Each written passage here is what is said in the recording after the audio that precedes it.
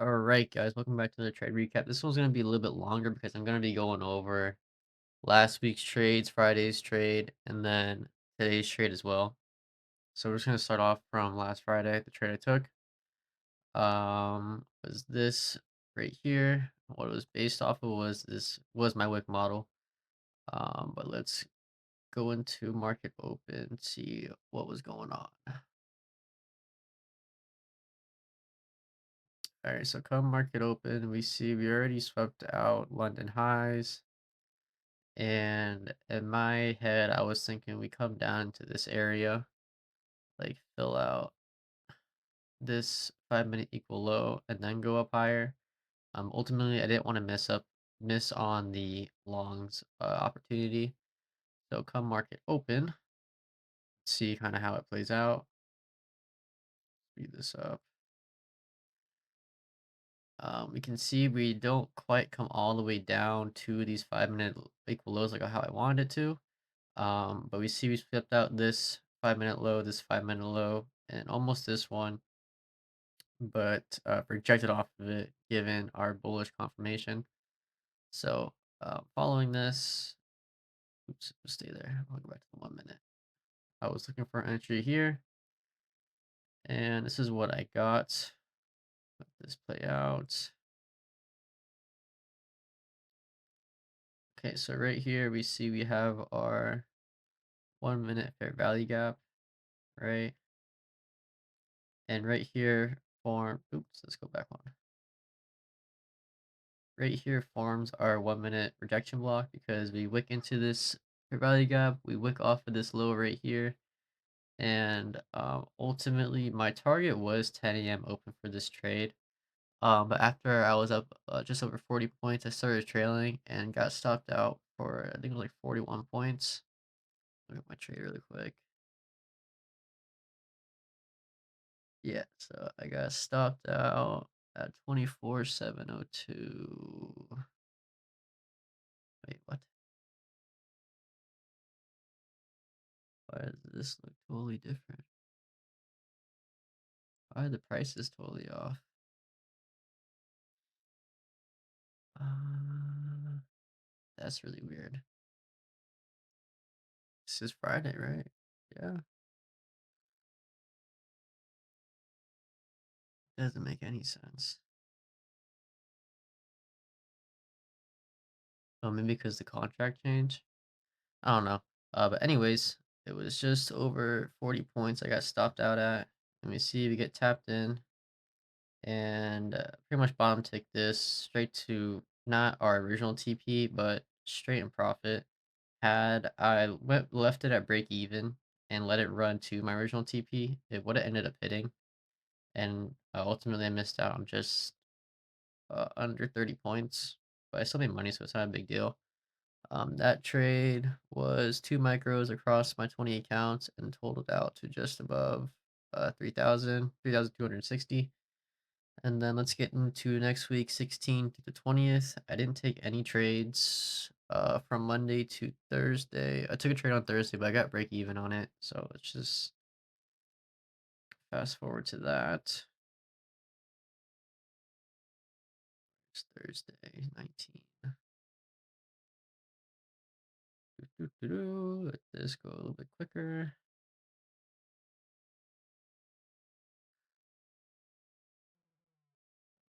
On the 1 hour, speed this up.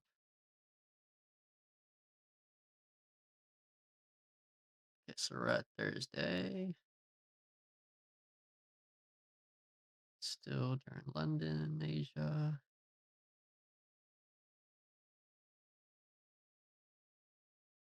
Let's just fast forward.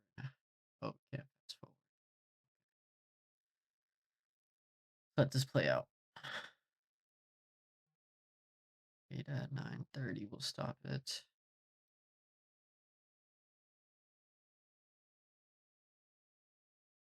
1 minute.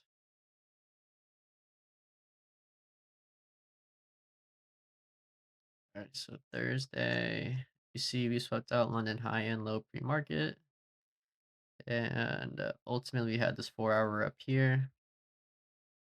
We had this 5 minute relative equal high right here, this 5 minute equal high right here. Let's get into the actual trade I took. You see, come market open, we break structure to the upside, and we see, let's turn this down to 1. This was based off a 3 minute, if I'm not mistaken. Yeah. So we have this 3 minute rejection block right here because we wicked into this 3 minute for value gap, wicked out this 3 minute low, and closed up here. How my model works, um, I just take EQ of the rejection block with the standard 10-point stop, and we can see we get tagged in. And on this trade, I didn't like how much we were chopping right before my entry, so it's kind of like wigging me out, even though I trust my model. So I kind of played this trade a little bit more conservatively, almost too conservatively, because I went break even too soon. After I got entered in right here and I was up about 10 points, I went break even, and then it pretty much took me out with the next candle and then ran to my TP like so. So this break even could have been avoided had I just fully trusted it. The setup, only reason why I did it was just because of this chop right here was not ideal, and wasn't really willing to risk it after this chop. So that was break even on Thursday. Friday we took two trades, one break even, one loss. So let's get right into that. Speed this up.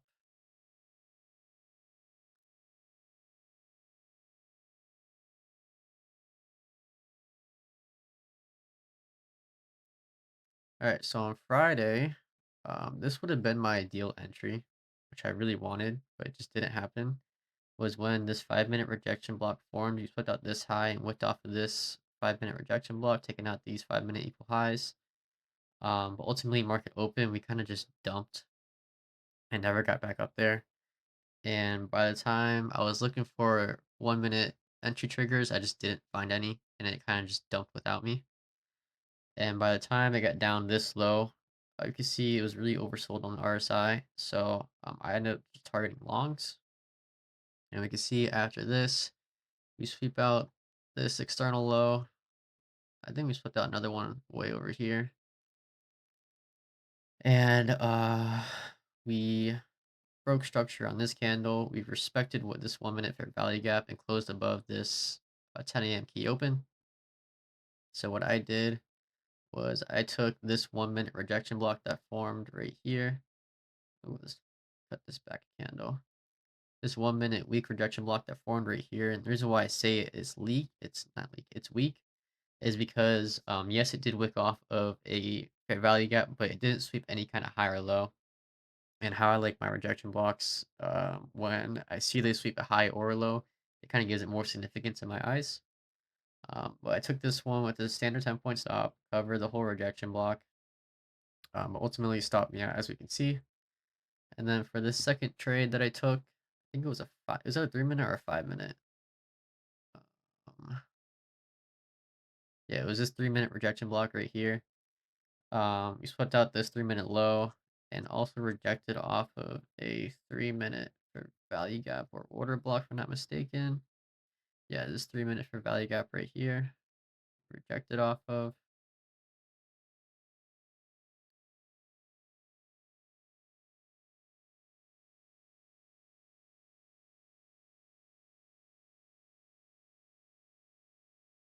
You see, we rejected off of this 3 minute for value gap, this 3 minute low, and made our 3 minute rejection block. And for this one, I was pretty much just targeting the internal highs that got made on the way back down. And we can see I get tagged in and I was up just over 20 points. So I went break even because that's what I do with this model. After 20 points, I go break even to pretty much make it risk free. And we can see that I get tagged out and it pretty much runs to TP. And that is the brutal thing about going break even, is that sometimes it will save you, sometimes it will bite you back. Um, but yeah, you can see went straight went to TP after I got taken out break even right here. Oh, so that was Friday. Let's go to the trade today. Pretty much same thing happened scenario wise. We'll go to the trade today.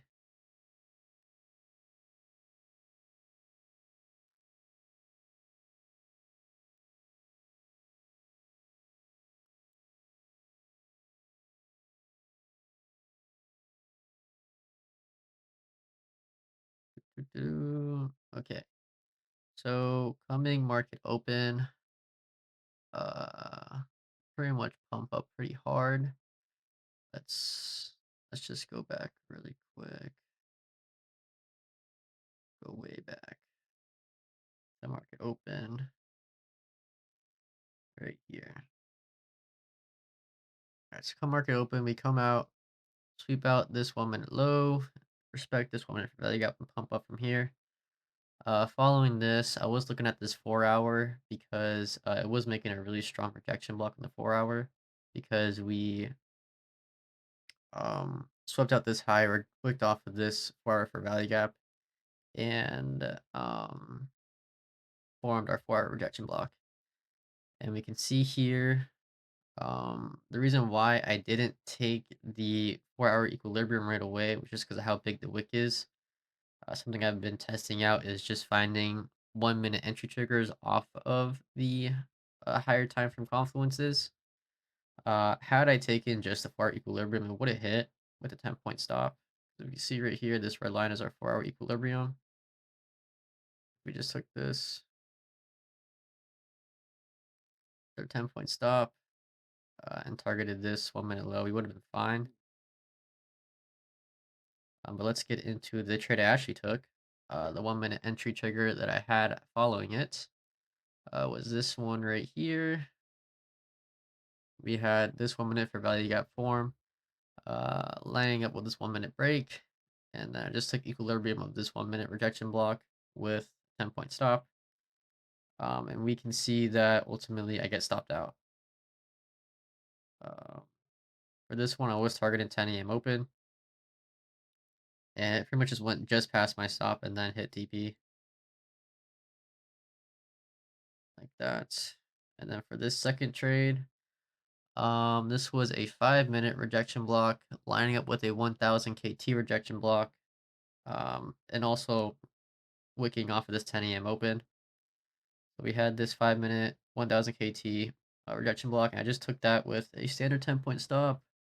And we can see after I get entered, speed this up a little bit.